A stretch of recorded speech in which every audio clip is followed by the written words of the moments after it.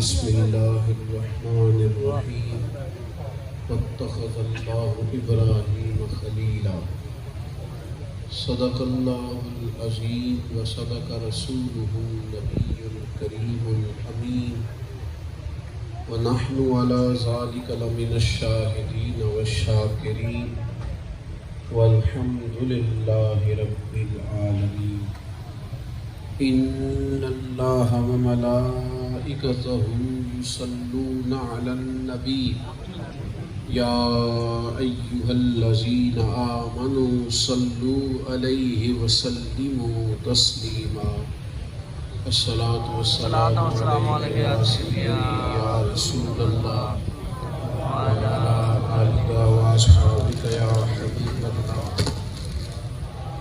سارے حضرات درود شریف پڑھیے. الصلاۃ والسلام علیک یا نبی اللہ وعلی آلک واصحابک یا سیدی یا رحمت للعالمین.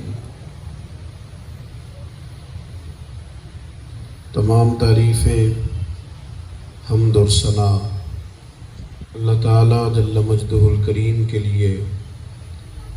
درود و سلام نبی اکرم نور مجسم شفیع معظم آقا کل ختم رسول دانا سبل احمد مجتبیٰ جناب حضرت محمد مصطفیٰ صلی اللہ تعالیٰ علیہ وسلم کی ذات والا صفات کے لیے حمد و صلات کے بعد، عزیز دوستو، قابل صد احترام بھائیوں، بزرگوں، انسان زندگی میں اللہ کے فضل اور اس کے انعام کے زیر سایہ جب وقت گزارتا ہے تو بہت سارے اعزاز، بہت ساری فضیلتیں اللہ اپنے بندوں کو عطا کرتا ہے. ان فضیلتوں میں، ان جہتوں میں بہت ساری چیزیں ایسی ہوتی ہیں جو انسان کبھی اس کو دیکھتا ہے تو ایسے لوگ جب اس کی نظر کے سامنے سے گزرتے ہیں تو رشک کیا جاتا ہے کہ اللہ نے اسے کتنا عطا کیا. اور نبی اکرم صلی اللہ تعالیٰ علیہ وسلم نے رشک کرنے کا ارشاد بھی فرمایا. حضور فرمانے لگے دو آدمیوں پر رشک کیا کرو، ایک جسے اللہ تعالیٰ مال دے اور وہ صبح و شام اپنے رب کی رضا کے لیے اسے خرچ کرے، اور ایک فرمایا جسے اللہ تعالیٰ قرآن مجید کا علم عطا کرے اور وہ صبح و شام لوگوں کو قرآن مجید سے آشنا کرے. تو کچھ لوگ قابل رشک ہوتے ہیں، ان کی زندگیاں بڑی انفرادی ہوتی ہیں. ان پر رشک کر کے اللہ کی بارگاہ میں یہ التجا کرنی چاہیے کہ اللہ تعالیٰ اس طرح کے انعامات اور ان انعامات کی خیرات ہمیں بھی عطا کرے. انہی شخصیات میں سے ایک شخصیت ایسی ہے جو بندہ قرآن مجید کا طالب علم ہوگا، جو احادیث مبارکہ سے فیض یاب ہونے کا شوقین ہوگا، اور جو قرآن مجید میں اللہ کے محبوب بندوں کے تذکروں کو پڑھے گا، وہ یقیناً اس شخصیت سے بڑا ہی پیار کرنے لگ جائے گا. اس کا طبعی ملان ہو جائے گا، اس کے دل کی کیفیت اس طرف مائل ہو جائے گی. وہ کون ہے؟ حضرت ابراہیم خلیل اللہ علیہ السلام. دیکھیے، اعزاز بڑے بڑے ہوتے ہیں، انفرادیت ہوتی ہے، بڑی بڑی شانیں اللہ تعالیٰ نے بڑے لوگوں کو عطا فرمائیں، لیکن حضرت ابراہیم کا اعزاز کیا ہے؟ رب فرماتا ہے وَاتَّخَذَ اللَّهُ إِبْرَاهِيمَ خَلِيلًا. اللہ تعالیٰ نے ابراہیم علیہ السلام کو گہرا دوست بنا لیا ہے، گہرا دوست خلیل بنا لیا اللہ جناب ابراہیم. حضرت ابراہیم علیہ السلام کا مشرکوں سے مناظرہ، گفتگو، بات چیت، اس کا تذکرہ بھی قرآن مجید میں. اے رب تو مردے کیسے زندہ کرے گا مارنے کے بعد، اس کا تذکرہ بھی قرآن مجید میں. حضرت موسیٰ علیہ السلام کے آگ میں ڈالے جانے کا تذکرہ بھی قرآن پاک میں. حضرت ابراہیم پر آگ سلامتی والی ہو گئی تو ذکر قرآن پاک میں. آپ قرآن مجید کا مطالعہ کریں، عشق ہو جاتا ہے جناب ابراہیم خلیل سے. پھر حضرت ابراہیم بیٹے کے لیے دعا مانگ رہے ہیں تو ذکر قرآن پاک میں. پھر اللہ کہتا ہے میں نے انہیں حلم والا بیٹا عطا کیا تو ذکر قرآن مجید میں. پھر حکم ہوا کہ بیٹے کو چھوڑ آئیے دور تو تذکرہ قرآن پاک میں. پھر فرمایا بیٹا جب کچھ ساتھ چلنے کے قابل ہوا تو ہم نے کہا اسے ذبح کیجئے تو ذکر قرآن پاک میں. وَإِذِ ابْتَلَىٰ إِبْرَاهِيمَ رَبُّهُ بِكَلِمَاتٍ فَأَتَمَّهُنَّ. اللہ فرماتے ہیں ہم نے آزمایا ابراہیم کو چند کلمات سے. ابراہیم اپنے رب کی آزمائش پر پورے اترے. قَالَ إِنِّي جَاعِلُكَ لِلنَّاسِ إِمَامًا. فرمایا میں اب آپ کو لوگوں کا امام بنانے والا ہوں. امامت اللہ نے کس طرح کی عطا کی جناب ابراہیم کو. حضرت ابراہیم کے حصے میں جو امامت آئی تو کس طرح کی آئی. یہ اعزاز اللہ نے انہیں دیا تو کس طرح کا دیا کہ اللہ تعالیٰ نے اپنے پیارے محبوب علیہ السلام کو جن کو اللہ نے تمام نبیوں کا اور حضرت ابراہیم کا بھی امام بنا کے بھیجا, اس محبوب کو اللہ نے جناب ابراہیم کی اولاد میں پیدا فرما دیا. حضرت ابراہیم کا تذکرہ ہمیشہ کے لیے موجود. بار بار قرآن مجید فرماتا ہے ملت ابراہیم کی پیروی کرو. حضرت ابراہیم علیہ السلام کا تذکرہ میرے نبی پاک علیہ السلام نے کئی جگہوں پہ فرمایا. میں بڑا حیران ہوتا ہوں بعض چیزوں پر. میں دیکھتا ہوں کہ حضور تو اشارتاً کسی کی بات کریں تو وہ شان والا ہو جائے, اور جن کے تذکرے محبوب پاک صلی اللہ تعالیٰ علیہ وسلم بڑی محبت سے فرمائیں اور بڑے غور سے فرمائیں اور بڑی اپنی نسبتیں اس طرف منسوب کر کے اور پھر حضور علیہ السلام رشک کے عالم میں بات کریں, یعنی جن کی طرف خود نبی پاک اپنی نسبت کریں, آخر وہ جناب ابراہیم کتنی کشان والے ہوں, کتنا کو مقام ہوگا. حضور فرمانے لگے میں جناب عیسیٰ کی بشارت ہوں اور میں حضرت ابراہیم کی دعا بن کے آیا ہوں. نبی پاک علیہ السلام نے ان کا ذکر, آپ دیکھیے ایک شخص نے حضور سے کہا یا خیر البریہ, اے مخلوق میں سب سے بہتر. یہ سیاستہ کی حدیث ہے. آج کل وہ ہمارے معاشرے میں جہاں جو روٹین ہماری ہے بلا مثال و بلا تشبیہ, آج کے دور میں لقب چوری کرنا کتنا عام ہو گیا, آسان ہو گیا, اور القابات کے بوجھ میں سے اصل بندہ تلاش کرنا وہ بھی بڑا مشکل سا محسوس ہوتا ہے. حضرت ابراہیم علیہ السلام کو اللہ نے شانیں عطا فرمائی, اور آپ ذرا دیکھیے گا حضور کی بارگاہ میں آ کے ایک شخص نے کہا یا خیر البریہ, اے ساری مخلوق سے بہتر. تو حضور تو ہر بہتر سے بہتر ہے. حضرت ابراہیم کے بھی امام ہیں. بیت المقدس میں جناب ابراہیم پچھلی صف میں ہے, میرے محبوب جماعت کرا رہے ہیں. نماز اقصا میں تھا یہی سر, یا معانی ہو اول آخر ہے, دست بستہ وہ پیچھے حاضر جو سلطنت پہلے کر گئے تھے. نبی پاک علیہ السلام امام ہیں حضرت ابراہیم کے, لیکن جب کسی نے کہا نا یا خیر البریہ, اے ساری مخلوق سے بہتر, تو حضور فرمانے لگے وہ تو حضرت ابراہیم ہے. یہ لقب گویا حضرت ابراہیم کا ہے, یہ لقب تو ان کا ہے, یا خیر البریہ, انہیں خیر البریہ کہا جائے, یہ تو ان کا لقب. نبی پاک علیہ السلام نے جگہ جگہ حضرت ابراہیم خلیل علیہ السلام کی بات کو بیان فرمایا, ان کا تذکرہ. حضور فرماتے ہیں قیامت کے دن نا سب لوگ جب جمع ہوں گے نا تو حضرت ابراہیم علیہ السلام سے لوگ کہیں گے کہ آپ اللہ کے خلیل ہیں. لوگ کہیں گے, اور لوگ ساتھ یہ بھی کہیں گے اے اللہ کے خلیل, آپ اللہ کے خلیل ہیں. اس بات کا ذکر زمینوں میں بھی سنا ہے, آسمانوں میں بھی سنا ہے. اتنا عظیم تذکرہ ان کا, اتنی عظیم ان کی شان. نبی پاک صلی اللہ تعالی علیہ وسلم نے فرمایا ہر نبی نے نبیوں میں سے کسی کو دوست بنایا, ہر پیغمبر نے پیغمبروں میں سے کسی کو دوست بنایا, ہر نبی نے نبیوں کی جماعت میں سے کسی کو, اور یہ حضور نے بھی کیا نا, صحابہ کو آپس میں ایک دوسرے کا بھائی بنایا, دوست بنایا.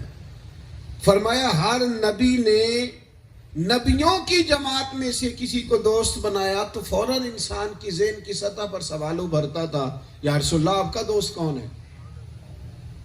جب سب نبیوں نے, آپ کی توجہ ہے میری بات پر, یہ مزہ تو لیں جناب ابراہیم علیہ السلام. میری طبیعت پر کچھ بوجھ ہے, میری کچھ طبیعت ٹھیک نہیں ہے, لیکن آپ کو دیکھتا جا رہا ہوں تو کچھ چیزیں جو ہیں وہ کھلتی جا رہی ہیں. اور کیونکہ تذکرہ حضرت ابراہیم کا ہے تو ظاہر ہے ان کا ذکر ہو تو خدا کی رحمت کا نزول نہ ہو. یہ اللہ تعالیٰ کا خاص کرم ہوتا ہے اپنے بندوں کے ساتھ. حضرت ابراہیم علیہ السلام, یہ دیکھیں نا, حضور نے خود ایک مقام پہ فرمایا کہ انسان اپنے دوستوں سے پہچانا جاتا ہے. اس کا معیار, اس کا وقار ہوتا ہے کہ اس نے دوستی کس طرح کی لگائی ہے. ظاہر ہے کہ عالم آدمی کوشش کرتا ہے کہ میری کسی عالم سے دوستی ہو, میں اس طرح سے اپنے شعبے میں کوئی بات کر سکوں. نبی پاک علیہ السلام فرمانے لگے نبیوں نے کس کو دوست بنانا ہے؟ نبیوں کو, اپنی شان کے لوگوں کو. نبیوں نے نبیوں کی جماعت میں سے دوستیاں لگائیں تو یا رسول اللہ آپ نے کس کو دوست بنایا ہے؟ تو حضور فرمانے لگے اسی کو جس کو اللہ نے اپنا دوست بنایا, انہی کو جن کو اللہ نے اپنا دوست بنایا. واتخذ اللہ ابراہیم خلیلا. حضور فرمانے لگے میرے دوست, میرے خلیل جناب ابراہیم علیہ السلام. حضرت ابراہیم علیہ السلام کا خاص بس قرآن مجید نے بیان کیا, ان کے تذکرے بیان کیے, ان کی دعائیں بیان کی, ان کے احوال بیان کیے. دو چار چیزیں جو ہم نے سیکھنی ہیں حضرت ابراہیم سے. سب سے پہلی بات تو یہ کہ اپنی زندگی اللہ کے سپرد کر کے وقت گزارنا. ساری کائنات اکٹھی ہو کے مخالفت پہ اتر آئے نا, تو اگر رب ساتھ ہو تو بندے کا بگڑتا کچھ بھی نہیں.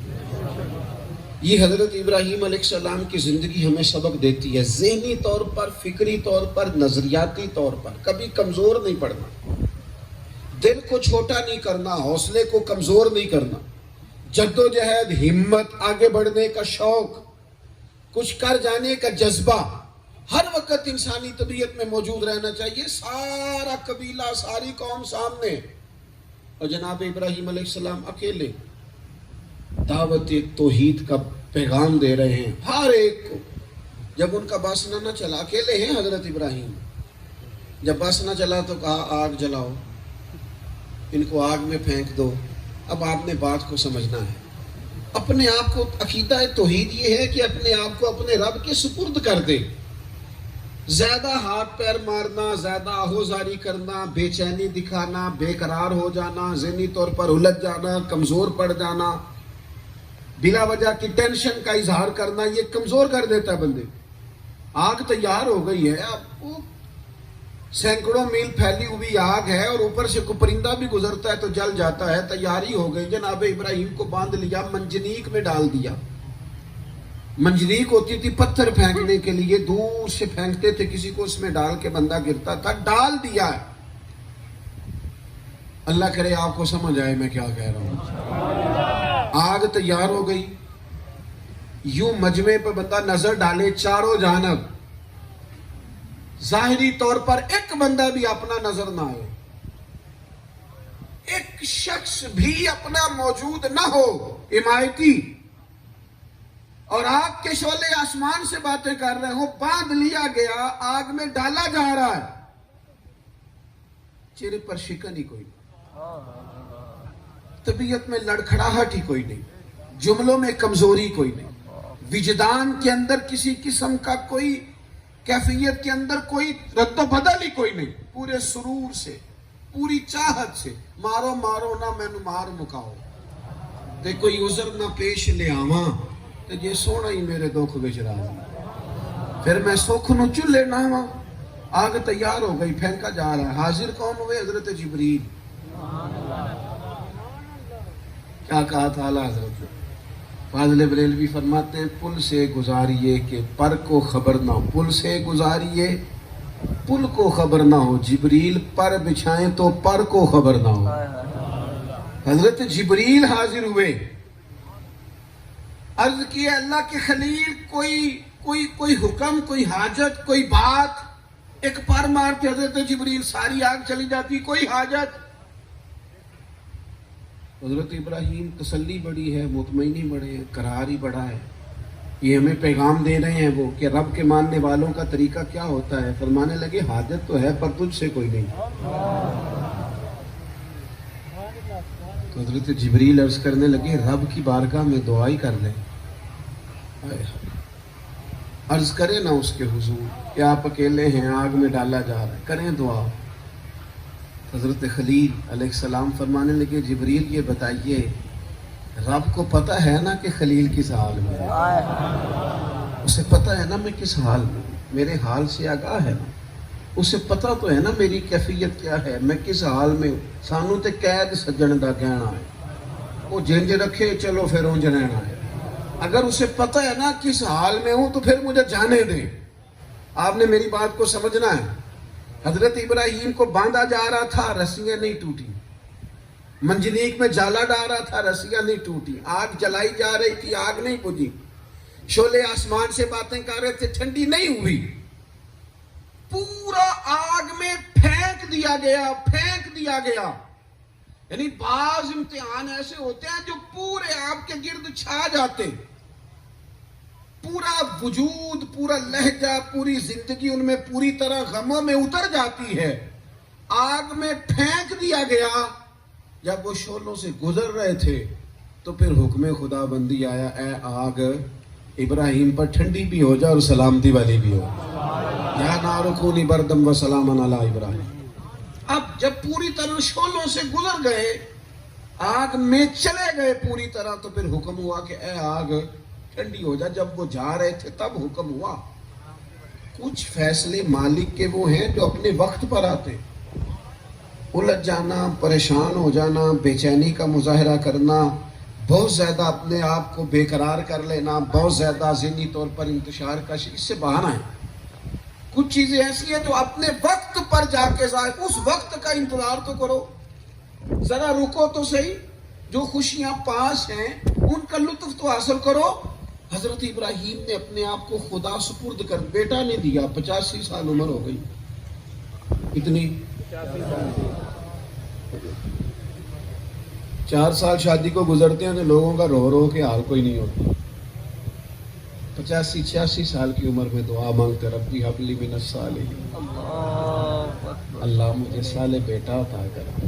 فبشرناہ بغلام حلیم, پھر اللہ نے ایک علم والے بیٹے کی خوشخبری دی. اتنی بڑی عمر ہو گئی, پھر دعا مانگی. خدا سپردگی, اپنا نہیں بیچ میں کچھ بچا کے رکھنا. اس نے نہیں دیا تو 85-86 سال کی عمر میں اولاد دی. اور جب دی نا پھر کہا وادی غیر ذی زرع میں چھوڑ آؤ. 1 گھنٹہ بچہ اسکول سے لیٹ آئے تو حالت خراب ہو جاتی ہے گھر والوں. وہ بچہ اسکول سے نہیں آیا, اور کسی باپ کو حکم ہو کہ بیٹا وہ جو آپ کو 85-86 سال کی عمر میں ملا ہے, اور بیٹا وہ جن کی پیشانی پر نور محمدی چمکتا ہے صلی اللہ تعالی علیہ وسلم, سارے نوروں سے دے نوروں تے اس دا نور حضوروں, اس نو تاج عرش دا ملیا موسیٰ نو کو توروں. نبی پاک کا نور چمکتا ہے. کہا بیٹے کو چھوڑ آئیں. اللہ اکبر, کوئی دیر نہیں کی حضرت ابراہیم, چھوڑا ہے بیٹا. 13 سال کی عمر ہو گئی یا کچھ ساتھ چلنے کے قابل ہو گیا تو اب قائز و ذبح کرو. قربانی تو میرے بھائی لوگوں کو 4 دن جانور سنبھالنا پڑے تو ہے ویسے, کہتے ویسے قربانی ہے. ویسے یہ قربانی دینا کس کو کہتے ہیں؟ کہ بندے کو نا کچھ مشکل ہو, کچھ مشکل سے قربانی دے. تو یہ دین کون سی قربانی مانگتا ہے کہ اگر گنجائش ہے, طاقت ہے, یہ اجازت دیتی ہے, پھر اللہ کے راستے میں قربانی. یعنی جو قربانی کا مفہوم ہمارے ہاں ہے اتنی تو شریعت نے پابندی نہیں کی, سختی نہیں کی, لیکن اس کے باوجود لوگوں کس قدر آزمائش کا شکار ہو جاتے ہیں باذ اللہ ماشاءاللہ. حضرت ابراہیم کو کہا بیٹے کو ذبح کریں.